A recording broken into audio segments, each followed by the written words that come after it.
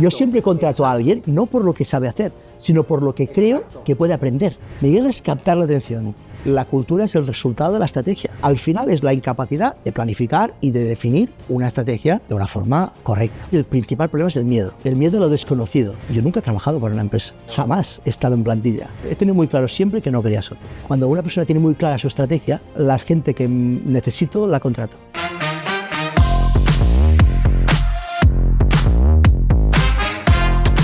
Estrategia con Propósito es un canal para emprendedores y personas líderes de negocio que ya trabajan pero buscan claridad y buscan conectar con propósito.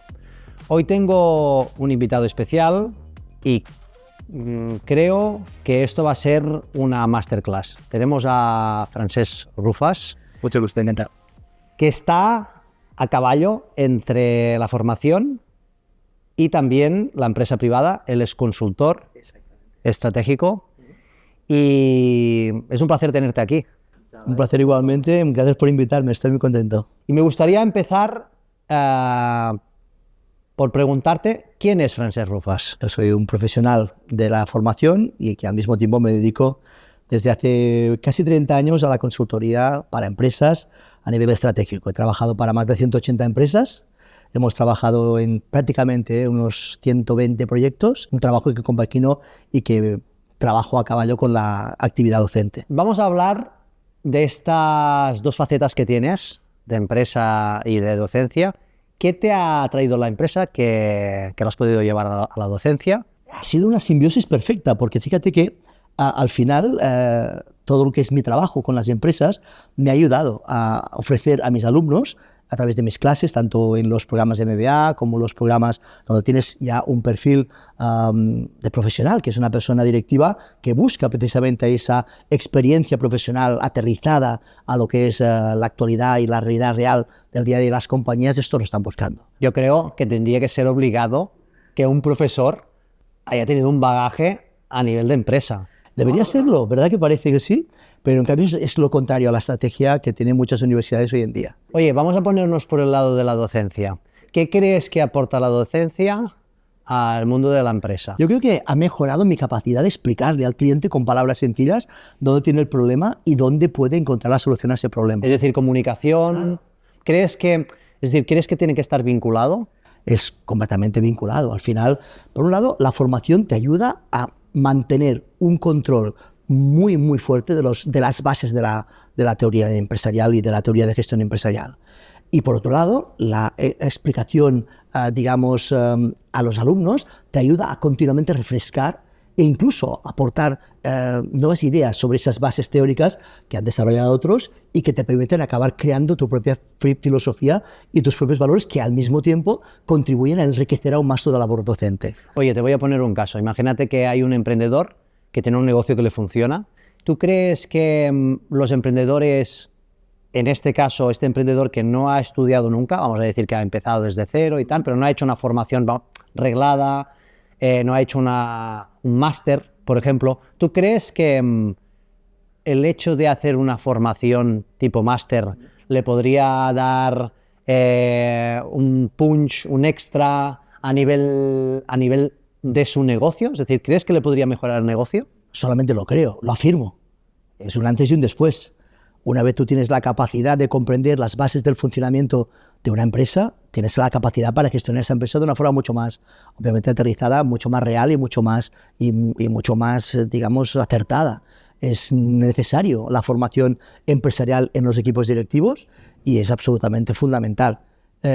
Otra cosa es el background que tiene muchas veces un equipo directivo. Hay gente que viene de un background de ingeniería y que tiene una formación muy sólida, pero solamente en un cambio de ingeniería. A usted le recomendaría hacer un MBA Executive, que es una formación muy aterrizada, que dominas, obviamente, será por supuesto que tú tienes un dominio de ciertas, digamos, skills técnicos que son muy fuertes, pero tienes que aprender las bases del funcionamiento de una empresa.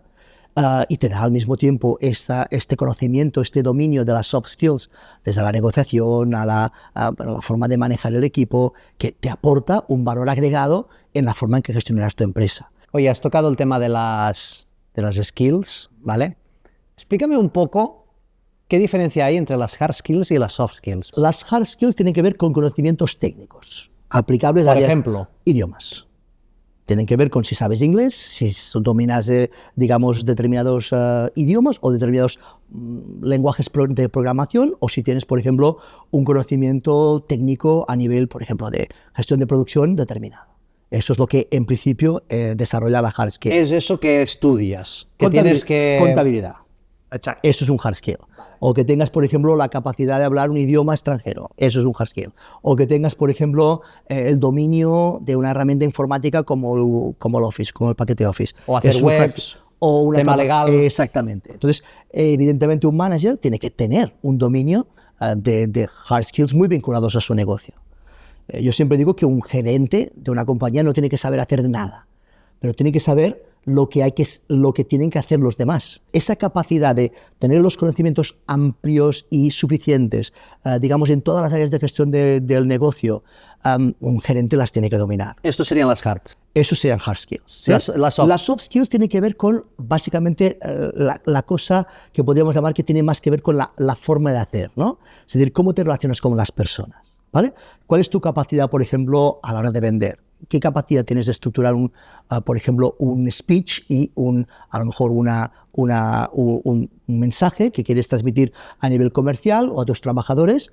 ¿Y cuál es, por ejemplo, tu capacidad y tu habilidad para motivar a la gente, ¿no? Oye, has tratado el tema de las ventas, que es un tema que a mí me apasiona, porque al final vivir y vender es lo mismo. Aunque muchas personas dicen, no, yo no sirvo para vender. Siempre estamos Todos vendiendo. Todos vendemos. Vas a buscar trabajo, te estás vendiendo, buscas pareja, te estás vendiendo. Es decir, ¿qué consideras ventas como una skill, como una hard o como una soft?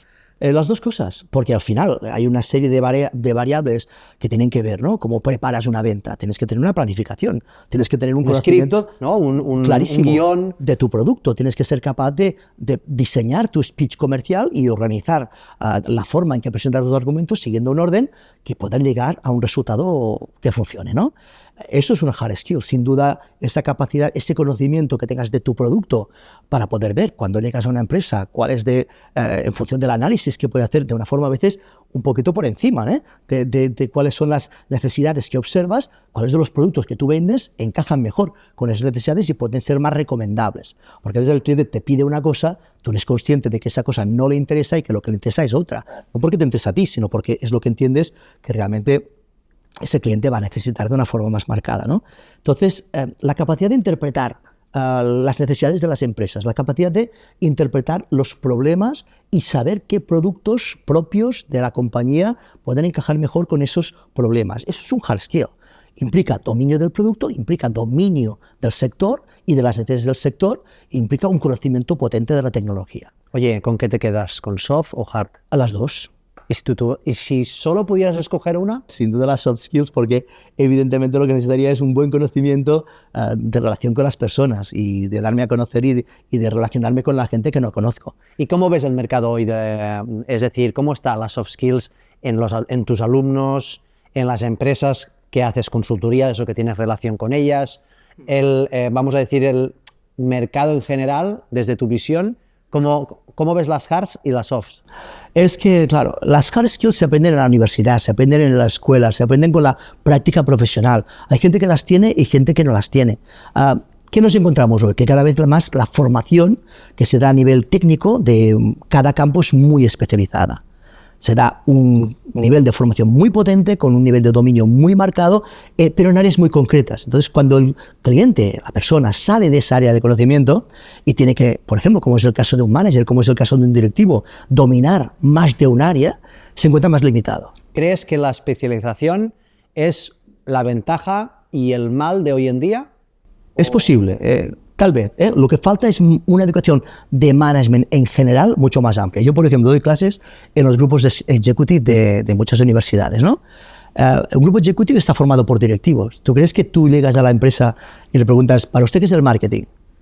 Y te dicen que marketing es una función de soporte a la venta que tiene que ver con dar a conocer los productos y anunciarlos a través de Instagram. Eso es una absoluta tontería. Pero, sin embargo, esa persona que tiene un enorme conocimiento técnico de su sector no sabe nada del sector del marketing ni de cómo funciona, ¿no? Y tú, que llevas un largo recorrido tanto en empresas. ¿Cuántos años llevas tú en la docencia? En la y docencia, el mundo, 30 años. Y en el mundo de la empresa? Y en el mundo de la empresa, 30 años. Es decir, tú llevas 30 años siendo... Desde que salí de la universidad... ¿Eres autónomo? Sí, soy autónomo y además pues, siempre he sido autónomo, no me he movido de este campo. Y en estos 30 años, ¿qué es lo que crees que ahora está más demandado? ¿Soft o hard skills? Yo creo que sin duda las soft skills, porque, repito, sí que es verdad que las hard skills son tremendamente importantes. Lo que pasa es que hay niveles de especialización muy fuertes por parte de las personas que tienen un importantísimo dominio de estas hard skills de su área de conocimiento y de su área de especialización. Lo que falta es conocimiento de hard skills de áreas no relacionadas con tu área de conocimiento. Eso es lo que falta. Si tuvieras que elegir 3 hard skills, 3 soft skills, ya sé que me vas a decir, depende de para qué, ¿vale? Porque yo sé que tú trabajas con otros consultores, depende del proyecto, depende del cliente. Mira, me encanta la pregunta y te la voy a responder lo mejor que pueda. Pero tienes que dejarme en este punto que te haga un inciso, ¿vale?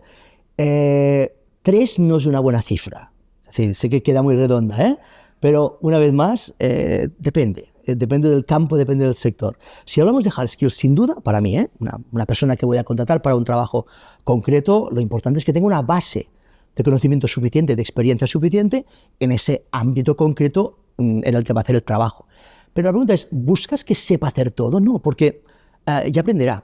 Lo importante es que si hay una actitud de ganas de aprender y una actitud, por supuesto, de predisposición y de motivación para el aprendizaje, es una persona que aprende muy rápido. Eso se suele detectar a través de los conocimientos de base, de cultura general. Si es una persona que lee periódicos, si es una persona que está documentado en aspectos de la realidad empresarial, en aspectos formativos generales, eso es la parte fundamental. Es una persona que está capacitada para aprender porque ha demostrado que es capaz de aprender otras cosas en el pasado. Más que el conocimiento actual, que tenga de un segmento o de un área concreta de conocimiento. Yo casi que esto, ahora aquí entramos un poco en tensión, para eso es bueno. Bueno. Yo para mí es más una soft skill. Es decir, al final ya no es cuestión de que seas inteligente, sino que tengas interés. Es decir, el interés está por encima. El interés es una cosa. Y la capacidad de aprender tiene más que ver también con la capacidad de la persona. O sea, son las dos. O sea, yo te diría que si me preguntas, el soft skill más importante es el interés. Exacto. Yo siempre contrato a alguien, no por lo que sabe hacer, sino por lo que creo que puede aprender. Y yo, por ejemplo, ahora tú me dices, hostia, Miki, que te voy a pasar un proyecto de un tema que no tengo ni idea, ¿no? Pero como tengo responsabilidad, tengo interés, no tengo ni idea, pero yo te digo que en una semana voy a documentarme, voy a interesarme. Entonces, yo aconsejo, por ejemplo, a mis alumnos, antes de ir a una entrevista de trabajo, hacer una cosa fundamental, que es aprender todo sobre esa empresa. Tienen que saber qué hace, tienen que saber qué sedes tiene, tienen que saber qué tecnología utilizan, tienen que saber quiénes son el nombre de las personas importantes de esa empresa. Hasta el color de la empresa, el color corporativo. Tienes que ser capaz de haber demostrado que tienes una cultura de aprendizaje y que cuando llegas ya te has tomado la molestia de aprender. Porque lo que ellos van a valorar, sin duda, es tu capacidad de aprendizaje.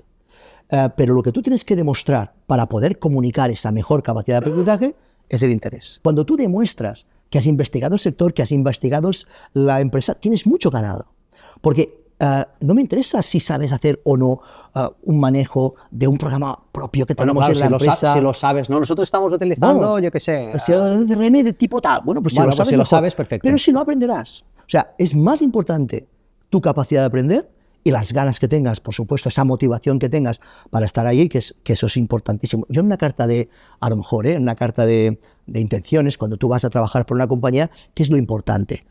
Tú no estás buscando un trabajo, tú buscas ese trabajo. Tú no quieres trabajar, tú quieres trabajar para esa empresa. Totalmente. ¿De acuerdo?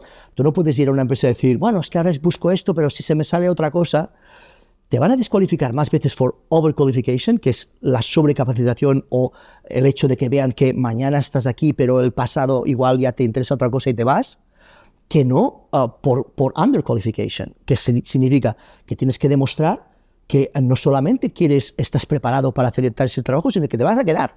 Porque todo el trabajo que yo dedique y el tiempo de management, que es muy caro, que yo dedique a formarte, a enseñarte y que tú aprendas, es un tiempo que para mí es una inversión. Totalmente. ¿Cuál es mi perspectiva de rendimiento si tú sé que en 2 años vas a largarte a otra compañía y nos vas a dejar con el culo al aire. No te voy a contratar. Totalmente. Oye, me parece muy interesante lo que comentas y se nota que estás ahí en el barro, ¿eh? Es decir, no solo clases, sino que también...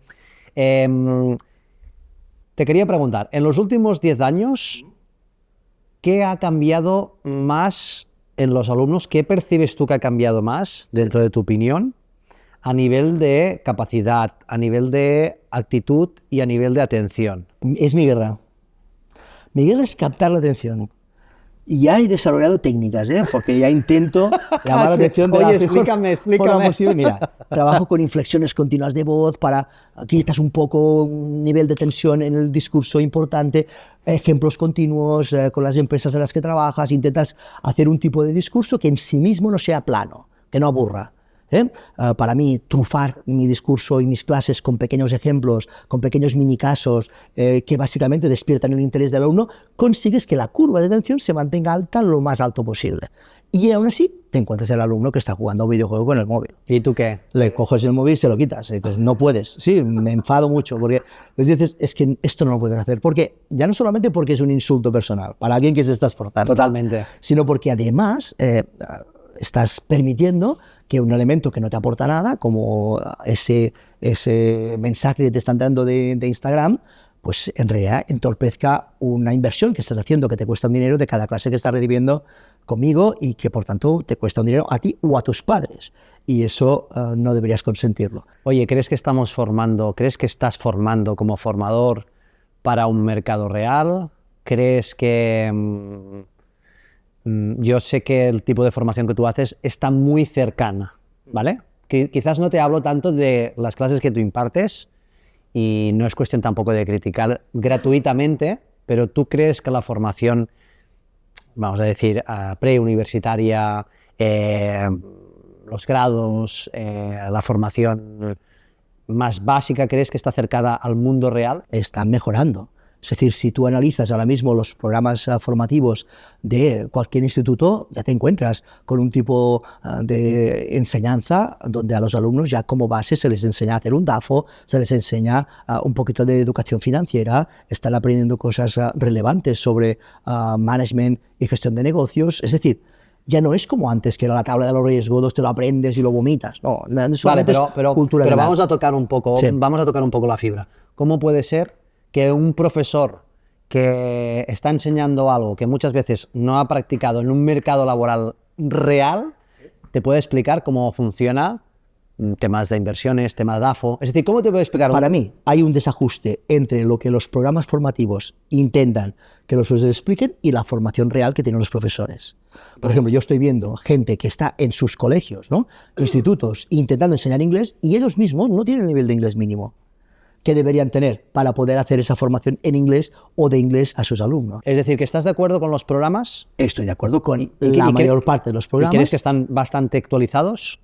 Una parte sí, o por lo menos los que yo conozco y los que son a nivel de instituto, hay un interés también en que se segmente al alumnado, ¿no? En función también de los digamos, de la carrera que pretenden seguir en un futuro, para que también, en función de la carrera que pretenden seguir y de la línea, digamos, profesional que hayan elegido, pues que vayan recibiendo una formación lo más, digamos, básica, pero que les prepare para ese entorno universitario y para las enseñanzas que deberán recibir en un futuro. Oye, cuando estábamos viniendo aquí a la entrevista, por el camino me comentábamos que a las empresas les falta una visión de posicionamiento estratégico, ¿no?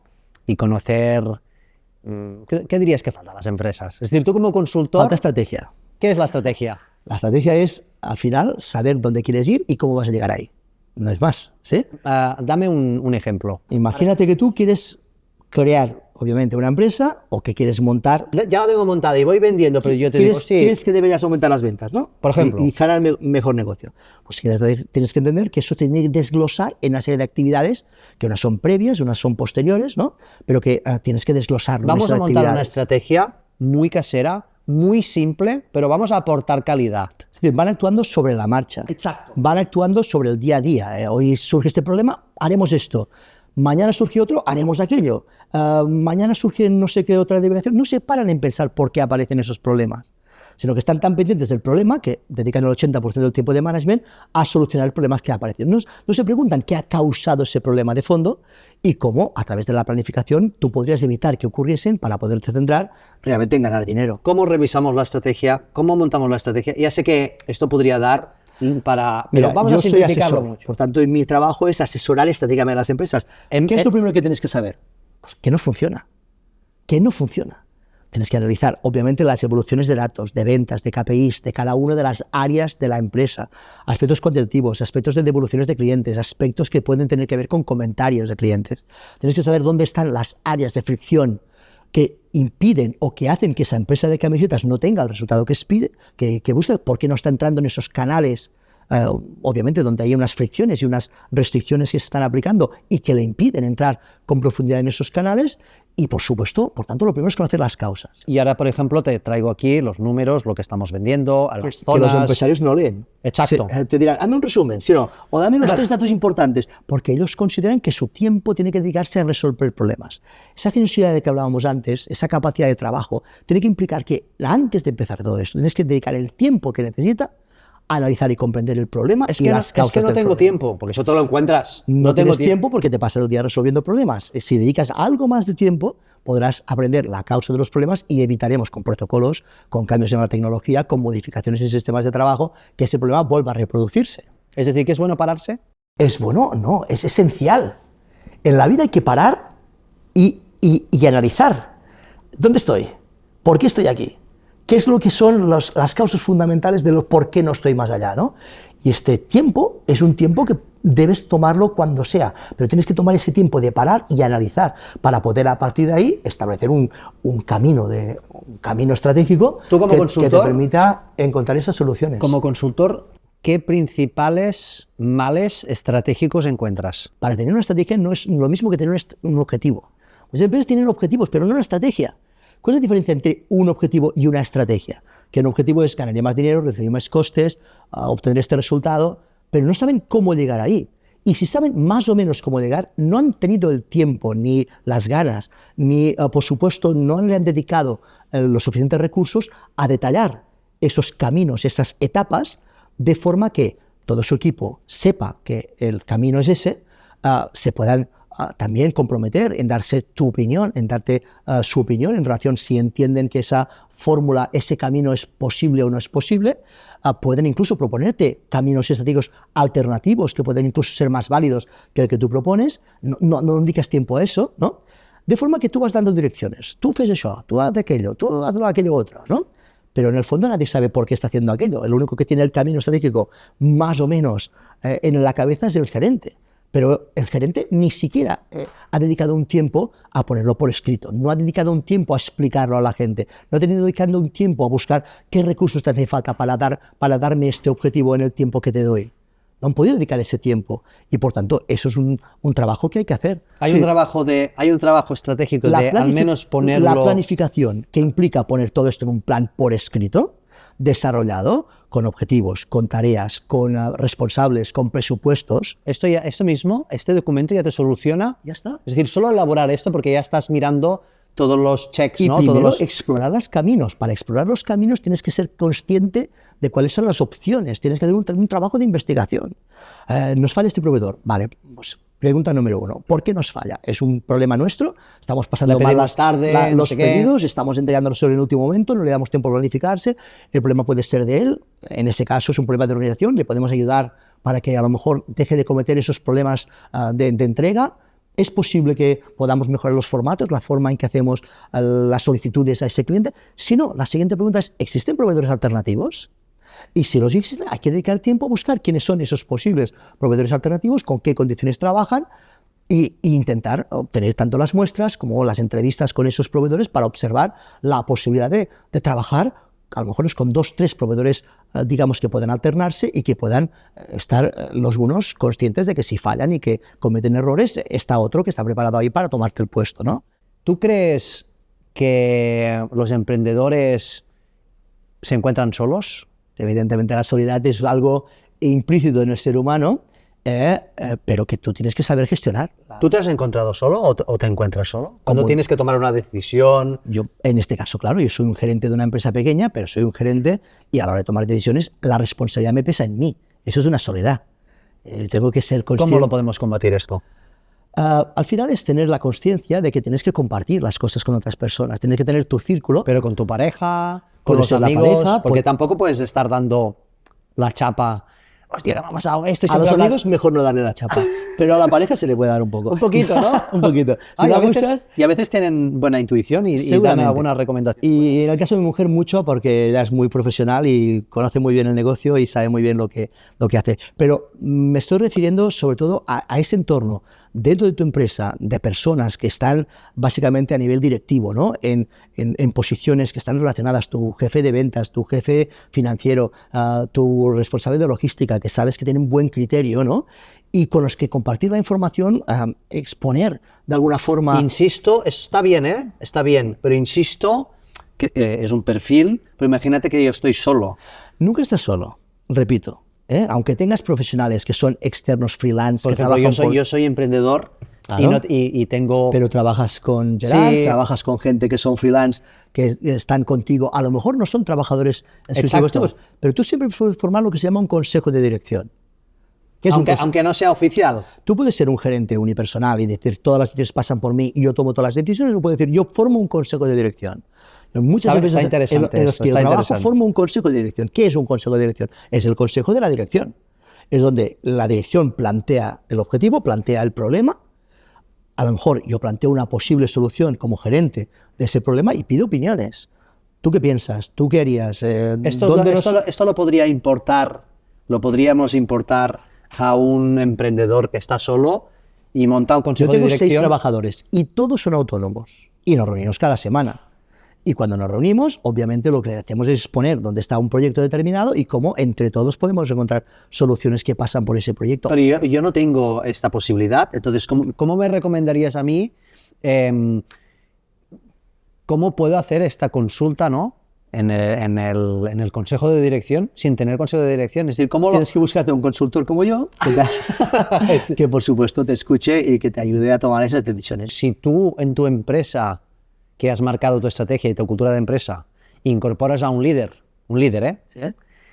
Con otra cultura, puede influenciar.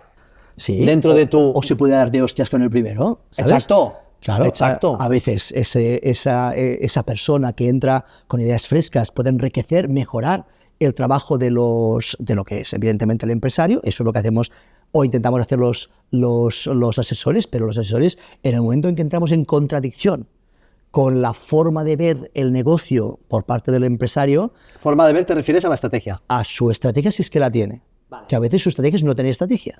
Y cuando le marcas la estrategia a ese cliente, esto es mucho trabajo. Ostras, es que me das a hacer unas cosas aquí que yo no estoy acostumbrado. Ahí es cuando entras en conflicto. Por eso los asesores tenemos una vida limitada en las empresas. Porque el cliente siempre al final hará lo que le dé la gana. Y entonces tú tienes que intentar cambiar, educar, formar a esa persona en una metodología, en un sistema de trabajo eficiente que le ayude a gestionar mejor su empresa. Pero si al final el cliente no quiere cambiar y no está dispuesto a invertir en cambiar aquello que es obviamente pernicioso de su forma de trabajar, no va a hacerlo. Y por tanto, por más que tú te esfuerces, no va a yo incluso no vas a conseguir nada. Esto enlaza también con temas de mentalidad. Es decir, estrategia puede estar muy vinculado con la mentalidad. Oye, yo sé que tú eres muy de estrategia, ¿vale? ¿Te has encontrado con empresas con una buena estrategia fracasar por mala cultura? Bueno, es que la cultura, es como es todo. ¿Qué es la cultura de una empresa? Es al final ese conjunto de formas de hacer que son propias de esa empresa, como por ejemplo, el Corte Inglés siempre te devuelve su dinero, es algo por lo que la marca es conocida, ¿no? Los trabajadores de Disney, incluso los ejecutivos, un día al año trabajan todos en los parques Disney vendiendo tickets o fregando suelos. Eso forma parte de la cultura corporativa, forma parte de aquellos elementos identitarios de la empresa por lo que la marca es conocida. Eso es cultura de empresa, ¿vale? A partir de ahí, esto no está desvinculado a una estrategia. La estrategia puede intentar reforzar aquellos elementos de la cultura corporativa para que los utilicemos en los que son positivos, ¿no? Para conseguir mejores resultados a largo plazo, o pueden pasar por cambiar aquellos elementos de la cultura corporativa que cuesta un poco de cambiarlos porque el cliente está acostumbrado, el trabajador está acostumbrado, pero que tienen que cambiar porque son negativos al final para el crecimiento de la empresa a largo plazo. ¿Tú crees que en las empresas más grandes, vamos a decir, multinacionales, megacorporaciones, es más complicado trabajar el tema de la cultura de empresa? Porque al final... La cultura es el resultado de la estrategia. Si la empresa, digamos, tiene un método y una forma de hacer las cosas, es porque ha habido una estrategia. Tiene que ir rodado. De hacerla. Ahí está. Entonces, en la medida en que la estrategia ha determinado que es la forma correcta de trabajar, porque te diferencia en el mercado, porque te da una personalidad especial, porque a lo mejor te aporta, digamos, unos valores que para el cliente pueden ser interesantes, divertidos o incluso, ¿no?, que aportan un valor agregado. Imagínate, por ejemplo, todo lo que tiene que ver con el tema de la sostenibilidad o todo lo que pueda tener que ver con la forma de tratar a los trabajadores, a lo mejor, pues a la hora de contratarlos, ¿no? Todo eso que es cultura de empresa, al final está ligado a una estrategia. Si yo trato bien a esos trabajadores, esto me ayuda a vender. Esto crea un conocimiento general sobre mi marca que es positivo, comunica unos valores como marca que son positivos y que al final esto es good business, me ayuda a ganar dinero, ¿no? ¿Crees que estamos, especialmente en España, en una buena competencia digital? Hay cosas y cosas, me explico, ¿vale? Imagínate, por ejemplo, un programa de gestión, un ERP, de control, de almacenes, de compras, de ventas, de facturación, etcétera. Cualquier empresa lo necesita. Si te encuentras con un empresario está todavía manejando las cuentas y los presupuestos con un Excel, pues a nivel digital va retrasado. Pero depende del sector, una vez más. En general, ¿cómo ves tú las empresas españolas? En general, lo que veo es que, sobre todo las pequeñas y medianas empresas con pocos recursos, estas empresas que son unipersonales, donde tienen un gerente, ¿no?, que tiene un equipo pequeño de 8 o 10 trabajadores, porque su propia filosofía, digamos, individual de trabajar le ha llevado a un nivel límite de crecimiento, no ha podido transformarse en una compañía capaz de crecer más porque no ha sabido organizarse ni crear un equipo, o una estrategia. Ni tener una estrategia de mercado, ni tener una estrategia de producto, ni tener una estrategia de portafolio, ni dedicar todo ese recurso a la planificación que le habría permitido ser mucho más grande. O sea, al final las empresas dejan de crecer por incapacidad del gerente, ese gerente unipersonalizado, de manejar más hilos. Igualmente, es igual que sea digital, es igual que sea estrategia, no importa. O sea, al final es la incapacidad de planificar y de definir una estrategia de una forma correcta. ¿Y crees que va ligado a la mentalidad también? 100%. ¿Y qué problemas de mentalidad te encuentras más comunes en el mercado, en tus clientes? El principal problema es el miedo. El miedo a lo desconocido, ¿vale? El miedo a crecer. ¿Y qué pasa si yo no soy el que lleva en el día a día las decisiones? ¿Qué pasa si yo delego? ¿Qué pasa si yo no soy capaz de tomar una decisión que es crítica, que es importante y no la tomo yo personalmente? Será un desastre, no va a funcionar, ¿no? Ese es el miedo. ¿Y cómo lo rompes este miedo? Pues la única forma de romper el miedo es cultural. Al final no se puede romper el miedo. Lo que tienes que hacer es, como asesor, en mi caso, enseñarles como otras compañías que se han enfrentado a ese miedo, que han sido capaces de invertir en poner ese equipo de manejo de áreas funcionales que ellos quieren manejar unipersonalmente de una forma vara, no sea el caso que alguien tome una decisión que me toca a mí, ¿no? Que tomen esas pequeñas decisiones del día a día para que al final la compañía pueda crecer y ser más eficiente, implica un ejercicio de confianza en personas. Delegar, ¿no? Delegar, que al final es una forma de enfrentarse al miedo que al principio da mucho vacío, genera obviamente una sensación, digamos, de abismo, que es tremenda y que es complicada, pero que se soluciona con la práctica. Oye, el trabajo freelance no deja de crecer. ¿Es una oportunidad real o es una huida del empleo tradicional? Yo te diría que las dos cosas. Es decir, que por un lado, en muchas personas, imagínate una persona que es un director de banca. A los 54 reestructuran la empresa, han cerrado tu oficina y te echan. Te dan una indemnización y ¿qué haces? ¿De qué puedes quedar y prejubilarte? Vas a vivir mal, no vas a tener nada con que ocupar tu tiempo y dices, voy a buscar una salida profesional que pueda implicar, pues me monto como freelance y monto una pequeña empresa de ayuda a las empresas en la dirección financiera, y eso es un emprendimiento que tú podrías montar. Te voy a ayudar a encontrar préstamos, te voy a ayudar a encontrar subvenciones, te voy a ayudar a dirigir mejor tu estrategia financiera y te ofreces como freelance a esas compañías. Puede ser por la desesperación de saber que ya has salido de una zona de confort y ya que estás en el paro, pues es lo mejor que puedes hacer y arriesgaste en esa medida, o puedes verlo como yo lo vi desde el día 1. Yo nunca he trabajado para una empresa. ¿No has estado...? Jamás he estado en plantilla. Toda mi vida no lo sabía he eso. trabajado o como freelance para Es decir, universidades. ¿tú empezaste? Jamás, yo nunca he tenido un trabajo fijo. Nunca he cobrado un sueldo yo. Hostia, qué bueno. ¿Sabes? Qué bueno. Y sin embargo, para mí esto era la libertad. Una libertad que es errónea, porque al final Totalmente. esto de no tener jefes significa tener muchos jefes. Cada uno de mis clientes es mi jefe. Y tienes que enfrentarte a la personalidad de cada uno y seguramente pero es una forma de vivir que te da mucha libertad. Quien quiera libertad hoy en día busca eso, ¿no? Yo creo que la cultura del funcionariado, del tener un trabajo fijo, con un horario estable, ¿no? Ahora vuelve a estar de moda porque, quieras o no, la cultura, vamos a decirlo ahora mismo millennial, ¿no? Es una cultura de volver a poder dedicar más tiempo a la familia, de volver a disfrutar de experiencias, más tiempo con uno mismo. Y el trabajo del freelance es un trabajo estresante, que trabajas sábados y domingos y nunca se acaba y ganas mucho más dinero. Y para gente que, como yo, ¿no? o tú, ¿no? Tenemos una cierta ambición y nos gusta conseguir retos y tenemos inquietudes y queremos conseguir cosas, sin duda es la mejor forma de hacerlo. Te permite tener esa libertad para crear tu propia estrategia, para dirigirte a ti mismo, para venderte a ti mismo y vender tu producto de una forma muy eficiente.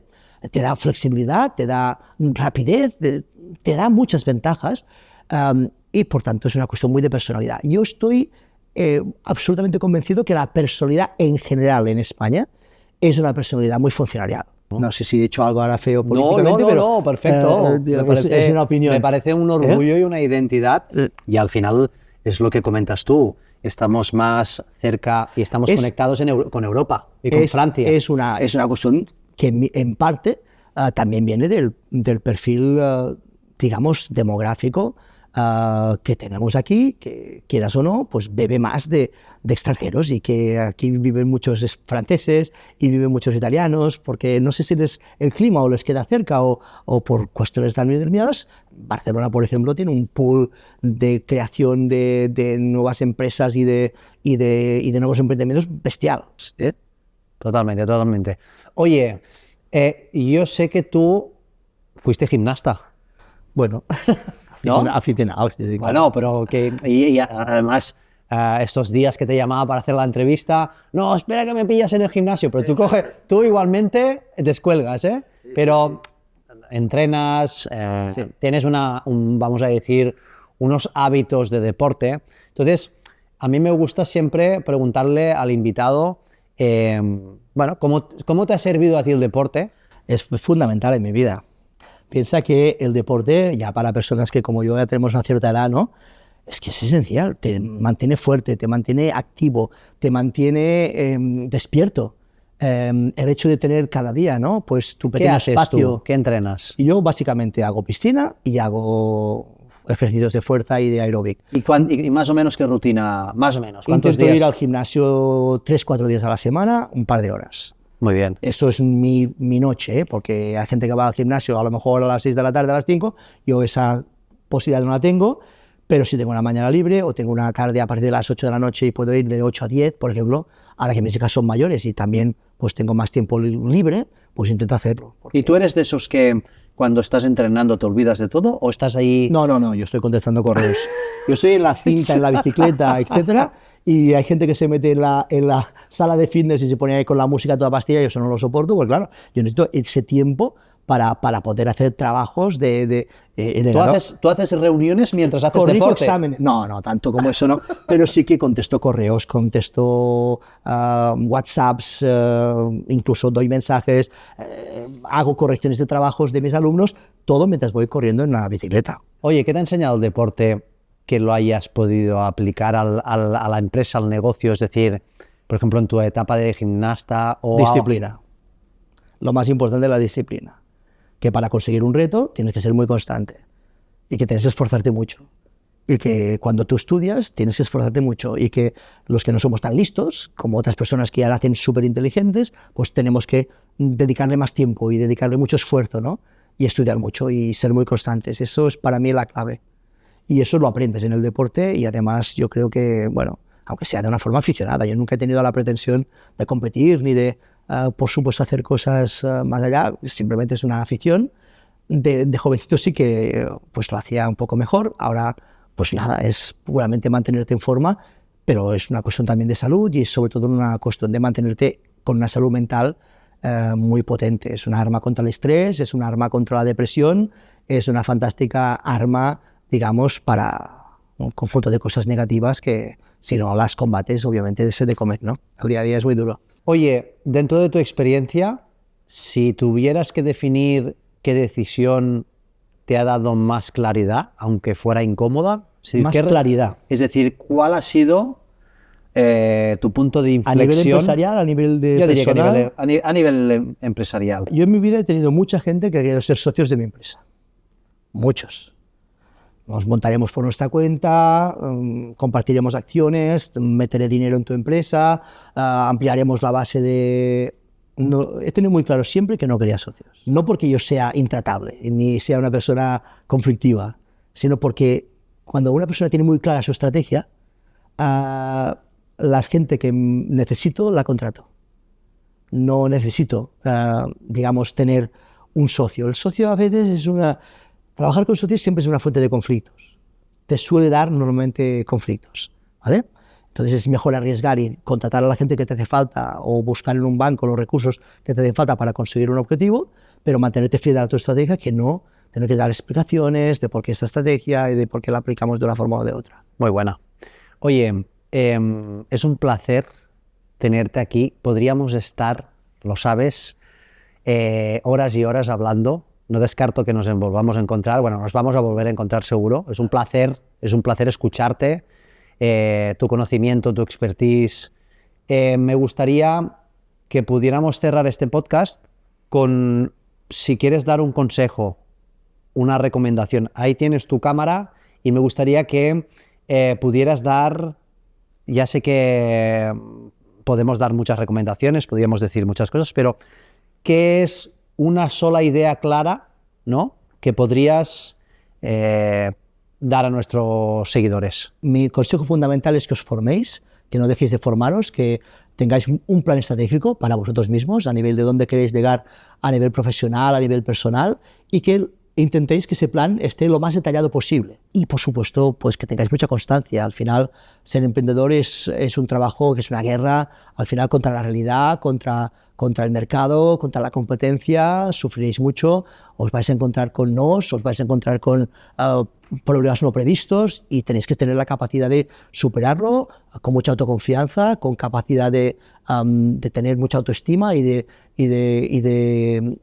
aprecio por vosotros mismos, y después esa constancia de poder perseguir esos objetivos y esos sueños de una forma sin cejar, sin distraerte, sin olvidarte, ¿no? Tener muy claro que eso que estás vendiendo lo tienes que vender con mucho orgullo, con mucha convicción, con mucho, obviamente, con mucha claridad, ¿no?, de que lo que estás vendiendo es algo que realmente va a ayudar a las personas y que va a ayudar no solo a ti a ganar más dinero, sino también a otros a solucionar sus problemas, a lograr sus sueños, sus objetivos, ¿no? Y simplemente pues tener un entorno que en principio os apoye y que con los que tengáis obviamente una capacidad también de compartir tanto el camino como también los resultados. Muchas gracias, Francesc. Si os ha gustado este capítulo, podéis compartir, os podéis suscribir. Ya veis que esto casi ha sido una masterclass de acompañamiento contra la soledad y de claridad y estrategia. Os espero en el próximo capítulo con más cositas.